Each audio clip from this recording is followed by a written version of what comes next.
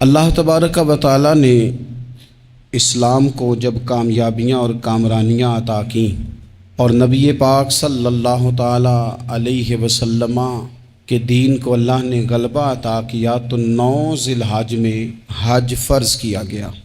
حج اس سے پہلے بھی کیا جاتا تھا، پرانی شریعتوں میں بھی حضرت ابراہیم علیہ السلام کے طریقے پر حج ہوتا تھا، پھر کفار مکہ نے، قریش مکہ نے اس میں کچھ غلط رسومات شامل کر دیں، کپڑے اتار کر معاذ اللہ کعبے کا طواف کرنا، قربانیوں کا گوشت خانہ کعبہ کی دیواروں سے ملنا اور بھی کئی بیہودہ رسومات اس پاکیزہ اور خوبصورت عمل کا حصہ بنا دی گئیں۔ پھر 9 ذی الحج کو حج فرض ہوا۔ نبی پاک صلی اللہ تعالیٰ علیہ وسلم نے حضرت ابو بکر صدیق کو امیر حج بنا کے رخصت فرمایا۔ دیکھیں کہاں کہاں محبوب انہیں اپنا نائب بناتے ہیں۔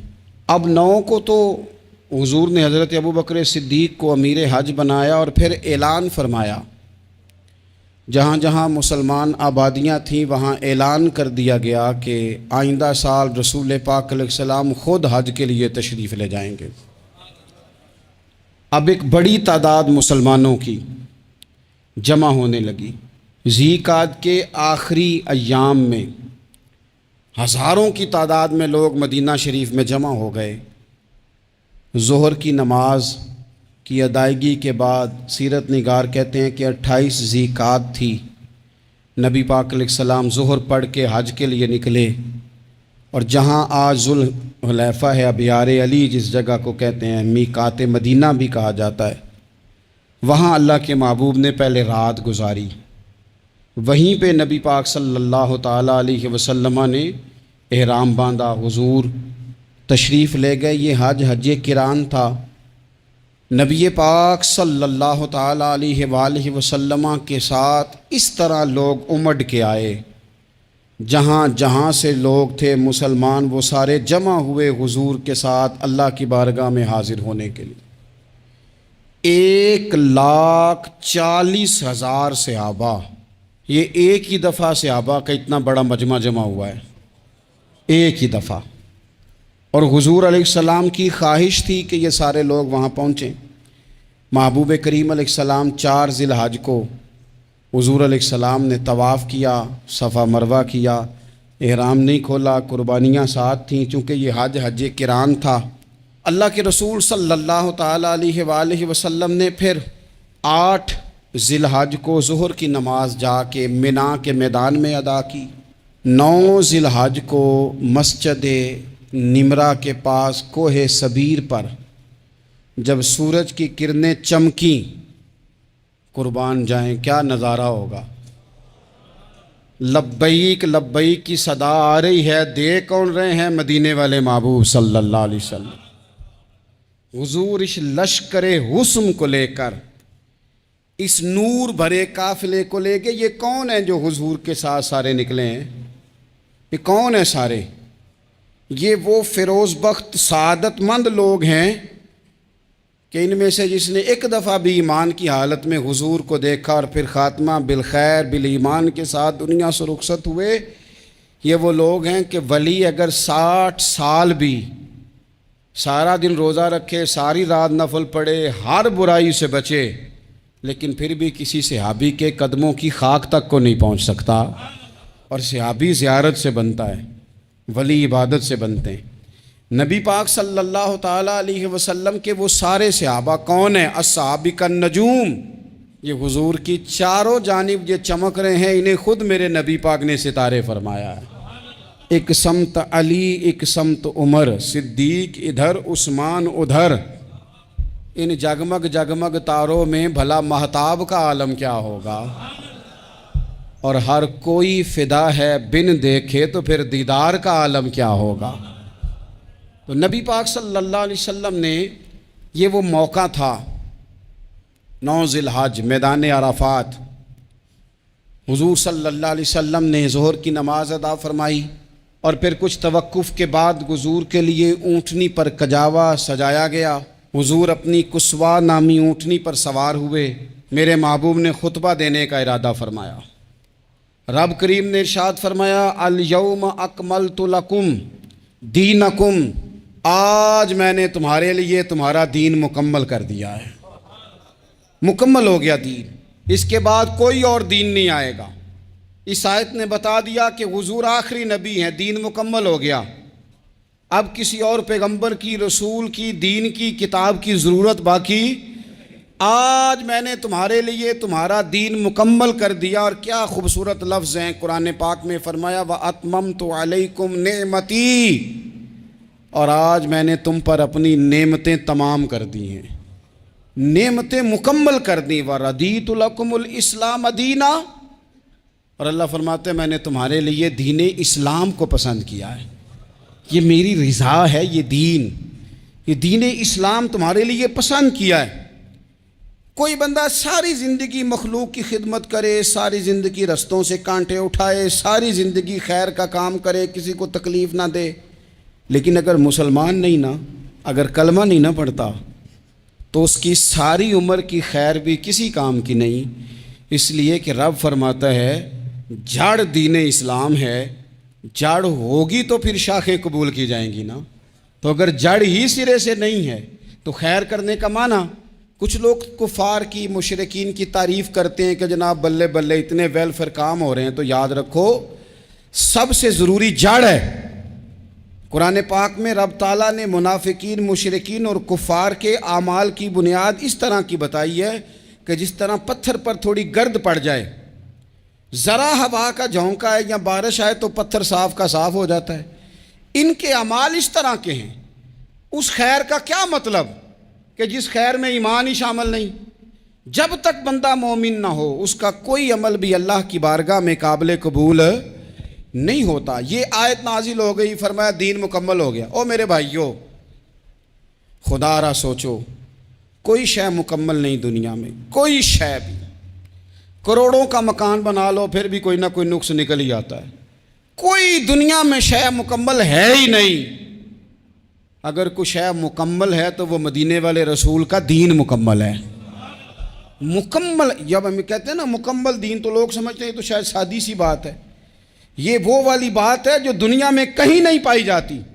जब ये आयत नाजिल हुई थी ना, तो बुखारी में मौजूद है, एक बहुत बड़ा यहूदियों का आलिम हज़रत उमर फ़ारूक रदी अल्लाह ताला अन्हु से कहने लगा, ये जो तुम पर आयत नाजिल हुई है ना कि दीन मुकम्मल हो गया, ये अगर हम पर नाजिल होती ना, तो जिस दिन ये आयत नाजिल हुई होती हमने हर साल उसी दिन को ईद बना लेना था कि दीन मुकम्मल हो गया। अल यौम अकमलतु लकुम दीनकुम, दीन मुकम्मल हो गया। हम तो ईद बना लेते। तो हज़रत उमर कहने लगे हम पर भी बड़ा फजल है। जिस दिन आयत नाजिल हुई थी अरफा का दिन भी था और जुमे का दिन भी था। एक नहीं दो ईदें थी मुसलमानों की, दो ईदें थी मुसलमानों की, दो। अजीज़ भाई, दीन मुकम्मल अल्लाह ने दिया। और हज़रत अब्दुल्लाह इब्न अब्बास रदी अल्लाह ताला अन्हु ने तो एक मकाम पे इसका जिक्र भी कर दिया। जब उनसे किसी यहूदी ने कहा ना ये आयत हमें मिलती तो हम ईद मनाते, तो फरमाया तुम एक मनाते ना, हमारी दो थी उस दिन। जुम्मा भी तो मुसलमानों की ईद का दिन है ना। बहुत सारे लोग हैं बेचारे जो कहते हैं इस्लाम में ईदें सिर्फ दो हैं, और वो भी सिर्फ परेशानी उन्हें ईद मिलादुन नबी वाले दिन होती है, उसके आगे पीछे नहीं होती। हालांकि नबी पाक अलैहिस्सलाम ने कहा हर जुमा भी ईद है, खुद हुजूर ने फरमाया, लेकिन वो अड़ जाते हैं कि नहीं ईदें सिर्फ दो ही हैं। भाई आप ये कह सकते हैं कि इस्लाम की मारूफ ईदें दो हैं, अपने मान और मफहूम के लिहाज से जिसको यौम ईद कहा जाए वो ईदें दो हैं। तो नबी पाक सल्लल्लाहु ताला अलैहि वसल्लम ने मैदान अराफात में खुतबा दिया। ये जो वाज़ और नसीहत है ना, खुतबा तकरीर, ये दुनिया कर रही है, करती रहेगी, करती चली आएगी। और इसको मेरे नबी पाक अलैहिस्सलाम ने पसंद फरमाया। खैर की बात करने वाले को हुजूर ने दुआ दी। महबूब फरमाने लगे अल्लाह जो मेरी हदीसें याद करके आगे पहुँचाए उसके चेहरे को तरोताज़ा रखना। ये इबलागे दीन बहुत बड़ी बात है अगर कोई खुलूस नीयत से करे। लेकिन कायनात अर्ज़ी में वो जो हुजूर का खुतबा हज्जतुल विदा है, वो दस्तूर है, वो मंशूर है। इंसानी हुकूक पर उससे बड़ा चार्टर ना पहले कभी था نہ قیامت تک دوبارہ بن سکتا ہے۔ اس کو خطبہ حجۃ الوداع کیوں کہتے ہیں؟ ایک تو مطلب یہ کہ حضور نے یہی آخری حج کیا، اور دوسری بات یہ تھی کہ اس خطبے کے تھوڑے ہی عرصے بعد میرے نبی پاک نے وصال ظاہری فرمایا، اور اس خطبے کو رسول پاک صلی اللہ تعالیٰ علیہ وسلم نے شروع کہاں سے فرمایا؟ یہ خطبہ دیکھیں شروع کہاں سے ہو رہا ہے۔ انسان دنیا میں ملتا بھی ہے، جدا بھی ہوتا ہے۔ یہ جو جدائی کا وقت ہوتا ہے نا، جدائی کا، شاید بڑی سوچ سمجھ کے کہا تھا حضرت میاں صاحب نے، بڑی غور کر کے انہوں نے کہا تھا کہ دریا کنڈے روخ نہ لائیے، جو آوے رڑ جاوے۔ آپ میدان میں درخت لگاتے ہیں تو کبھی پھل گرتا ہے تو زمین پہ گرتا ہے، اٹھا لیتے ہیں۔ اگر دریا کے کنارے ہو تو وہ تو دریا میں گرے گا اور رڑ جائے گا، چلا گیا، بہہ گیا۔ فرمانے لگے دریا کنڈے روخ نہ لائیے، جو آوے رڑ جاوے، تے پردیسی نال نہ یاری لائیے، او دا جدوں دل کرے ٹر جاوے، وہ تو چلا جاتا ہے۔ یہ خطبہ شروع کہاں سے ہو رہا ہے؟ یعنی ابھی آغاز کلام ہے، بات آگے آئے گی، آغاز کلام ہے۔ میں کہہ چکا ہوں ولی شاید عبادت کر کے بنے، تقوی اختیار کر کے بنے، ولی اللہ کی حرام کردہ ہر شے سے اجتناب کر کے بنے، وہ جس میں شبہ ہے اس سے بھی بچے تو پھر ولی بنے۔ لیکن صحابی تو حضور کی زیارت سے بنتا ہے نا، نبی پاک کی زیارت سے بنتا ہے، اور صحابہ تو وہ صحابہ تھے جن کی ہر صبح عید ہوتی تھی، خدا کا قرب حاصل تھا، نبی کی دید ہوتی تھی۔ وہ تو اس طرح کا ماحول تھا کہ نبی پاک نے فرمایا حضرت ابو ہریرہ سے یہیں بیٹھے رہتے ہو، تھوڑا ذرا کبھی کوئی کام بھی کر لیا کرو، وقفے سے ملنے سے محبت بھی بڑھتی ہے۔ تو حضرت ابو ہریرہ اٹھے اور ستون کے پیچھے سے ہو کے واپس آ گئے۔ فرمایا آ گئے ہو؟ عرض کی حضور دل ہی نہیں لگتا تو جائیں کہاں؟ وہ جو حضور سے آ کے کہتے تھے نا یا رسول اللہ صلی اللہ علیہ وسلم، حضرت ثوبان بن مالک، حضور نے فرمایا پریشان پریشان دکھائی دیتے ہو؟ کہا یا رسول اللہ ایک بات پریشان کرتی ہے۔ کہا وہ کیا؟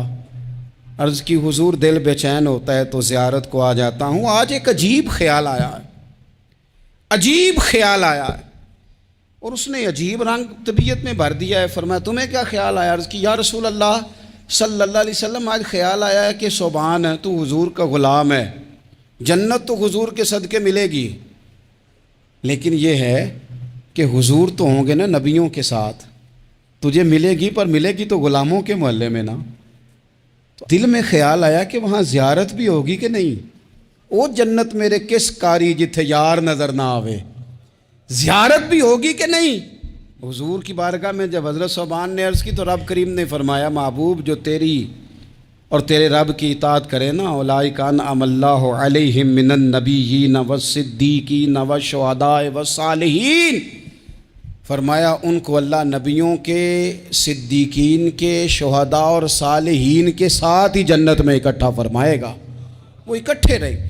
تو جن کو تو جنت میں بھی حضور کی زیارت کے بغیر چین نہیں تھا، ان کو حضور نے خطبہ حجۃ الوداع شروع کرتے وقت پہلا جملہ پتہ کیا کہا؟ حضور اونٹنی پہ ہیں، احرام باندھا ہوا ہے، 1,40,000 کم و بیش غلام سامنے کھڑے، عرفات کا میدان۔ محبوب فرمانے لگے پہلا جملہ، جو درد والے تھے وہ تڑپ گئے، یہ سارے درد والے تھے لیکن کچھ زیادہ مزاج شناس تھے۔ محبوب نے پہلا جملہ کہا، حضور فرمانے لگے لوگو جس طرح آج اکٹھے ہوئے ہیں شاید اس کے بعد دوبارہ ہم اکٹھے نہ ہوں۔ پہلا اعلان ہی کر دیا کہ یہ تمہارے ساتھ جو آج خطبہ ہے نا، اس میں اشارہ دے دیا کہ دوبارہ نہیں جمع ہوگے، اگلا حج نہیں کرنا، بس ختم ہوئی بات۔ یہ آخری پہلی بات ہی حضور نے یہ بیان کی۔ اب وہ اتنے دل نرم ہو گئے حضور کی بات سن کے، آنکھوں میں آنسو اس طرح آ گئے، طبیعت کا ملان اتنا بڑھ گیا کہ ہر ایک کا دل کشکول بن گیا، ہر طرف سے آہیں اور سسکیاں ہیں کہ حضور کے وہ جملے یوں صحابہ لے رہے تھے جب آپ سے کوئی کہہ دے کہ بھائی یہ وقت بس آخری ملاقات کا ہے، تو پھر انہوں نے وہ تو حضور کی ہر بات ہی توجہ سے سنتے تھے، پر یہاں جو انداز بن گیا وہ انوکھا بن گیا۔ فرمایا شاید دوبارہ ملاقات نہ ہو۔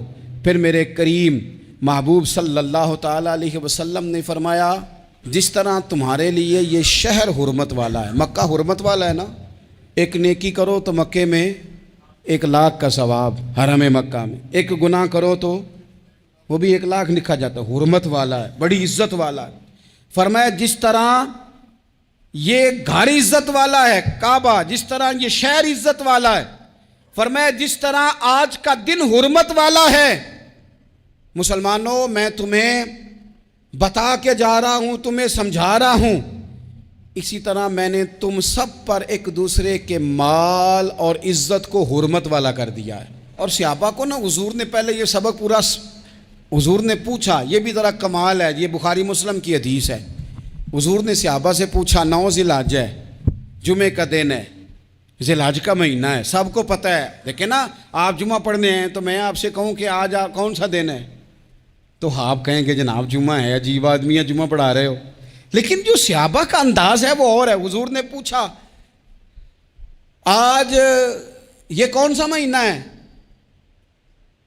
یہ ادب ہے، یہ مقام ہے، یہ وہ مقام ہے جہاں بہت سارے صرف عقل والے بندے جو ہوتے ہیں نا وہ بیچارے گرتے پھڑتے ہیں، کہتے ہیں جی بات آتی ہو تو بتانی چاہیے، یہ کیا بات ہوئی جی، بندہ بولے ہی نا، یہ کیا لیکن کچھ لوگ ایسے ہیں جن کا دھارا ادب کچھ اور ہوتا ہے، انہیں ڈھیروں باتیں بھی آتی ہوں تو ہر جگہ بات کرنے کی نہیں ہوتی، سب جگہ کہانیاں سنانے کی نہیں ہوتی۔ حضور نے فرمایا کون سا مہینہ ہے؟ قربان جائیں، بھیا کو زبان ہو کے کہنے لگے واللہ و رسولہ عالم، اللہ جانے اللہ کا رسول جانے، سانو تے قید سجن دا گہنا ہے، او جنج رکھے ایسا اونج رہنا ہے، ہمیں کیا پتا؟ پوچھا کسی نے، لکھا ہے صوفیاء نے، کسی نے پوچھا تمہیں پتہ نہیں، کہنے لگے چپ کر، ہمیں کیا پتا کون سا مہینہ ہے؟ تو حضور نے فرمایا آج تاریخ کون سی ہے؟ بھائی صاحب کو پتا تھا نا 9 ذی الحج کو یہ حج ہوتا ہے، کون سی تاریخ ہے؟ کہا واللہ و رسولہ عالم، اللہ جانے اللہ کا رسول جانے، قربان جائیں۔ حضور نے پوچھا دن کون سا ہے؟ سب کو پتا ہے جمعہ ہے، کہنے لگے واللہ و رسولہ عالم، اللہ جانے اور اللہ کا۔ وہ صحابہ بتا کیوں نہیں رہے؟ تو اہل محبت کہتے ہیں صحابہ کا جواب یہ تھا ہمیں کوئی مہینوں سے غرض ہے، ہمیں کوئی دن سے غرض ہے، ہمیں کوئی تاریخ سے غرض ہے؟ حاجیو آؤ شہنشاہ کا روضہ دیکھو، کعبہ تو دیکھ چکے، کعبے کا بھی کعبہ دیکھو، ہمیں تو محبوب سے غرض ہے۔ مہینہ تھا ذی الحج کا، اگر حضور کہہ دیتے ذی الحج نہیں ذی قعدہ ہے تو ہم نے ذی قعدہ ہی بنا لینا تھا۔ تاریخ تھی 9، اگر حضور فرما دیتے 11 ہے تو ہم نے 11 ہی بنا لینی تھی۔ دن تھا جمعے کا، اگر حضور کہتے پیر ہے تو ہمیں کیا لگے؟ ہمیں تو محبوب کی رضا چاہیے۔ آپ دیکھیں نا ایک صحابی کے ہاتھ ذرا لمبے تھے تو حضور نے فرمایا یا ذوالیدین، او لمبے ہاتھوں والے، ان سے کوئی پوچھتا نام کیا ہے تو کہتے میرا نام ہے 2 ہاتھوں والا۔ او بھائی میرے بھی 2 ہیں، تم کیوں 2 ہاتھوں والا؟ کہنے لگے یہ نہیں مجھے پتا، مجھے نبی پاک نے کہا 2 ہاتھوں والا، تو ٹھیک ہو گئی جو حضور نے نام رکھ دیا۔ تو حضور سید عالم نے پوچھا، پھر حضور نے حرمت یاد کرائی، فرمایا یاد رکھو یہ دن بھی بڑی عزت والا ہے، جمعے کا ہے، یہ مہینہ بھی بڑی حرمت والا ہے، ذی الحج کا ہے، یہ تاریخ بھی بڑی حرمت والی ہے، لیکن فرمایا جس طرح اس دن کی، اس شہر کی، اس مہینے کی تم نے عزت کرنی ہے، اسی طرح ایک دوسرے کے مال کا، ایک دوسرے کی عزت کا تم نے پاس کرنا۔ مسلمان بھائیوں، خدا را یہ حضور کہہ رہے ہیں یار، نبی پاک نے کعبہ کے سامنے کھڑے ہو کے فرمایا بیت اللہ تیری بڑی شان ہے، تیرا بڑا مرتبہ ہے، لیکن فرمایا میرے مومن کی عزت رب کی نظر میں کعبے سے بھی زیادہ ہے۔ ہم کیسے بیٹھ کے یار، ہم کیسے جرات کرتے ہیں کسی کی پگڑی کھولنے کی کونے میں بیٹھ کے؟ ہم اپنے گھر بیٹھ کے کسی پر تبصرہ کر گئے، کسی بندہ مومن کی عزت اچھال گئے، بالکل پتہ نہیں تھا بات کا اور ہم نے کہانی بنا دی پوری کی پوری، داستان سرائی کر گئے۔ صبح سے شام تک ہماری گپ شپ کا عنوان کیا ہے؟ کسی نہ کسی کا شکوہ، کسی نہ کسی کی شکایت، یہ ہماری گپ شپ ہے۔ خدا را حضور نے تو خطبہ حجۃ الوداع میں پہلا سبق یہ دیا تھا کہ میرے جانے کے بعد ایک دوسرے کی عزت کرنا، اور اسی خطبے میں ایک جگہ پہ فرمایا یہ نہ ہو کہ میرے جانے کے بعد تم ایک دوسرے کی گردنیں مارنے لگ جاؤ، ایک دوسرے کی عزتوں کا خیال کرنا، پاس کرنا۔ مسلمانوں، میرے عزیز بھائیوں، بزرگوں، عزتوں کا دفاع شروع کریں، تھوڑی دیر کے لیے اپنی زبان لوگوں کے اوپر تبصرہ کرنے سے کنٹرول میں لائیں. کچھ چیزیں ایسی میں مختلف شہروں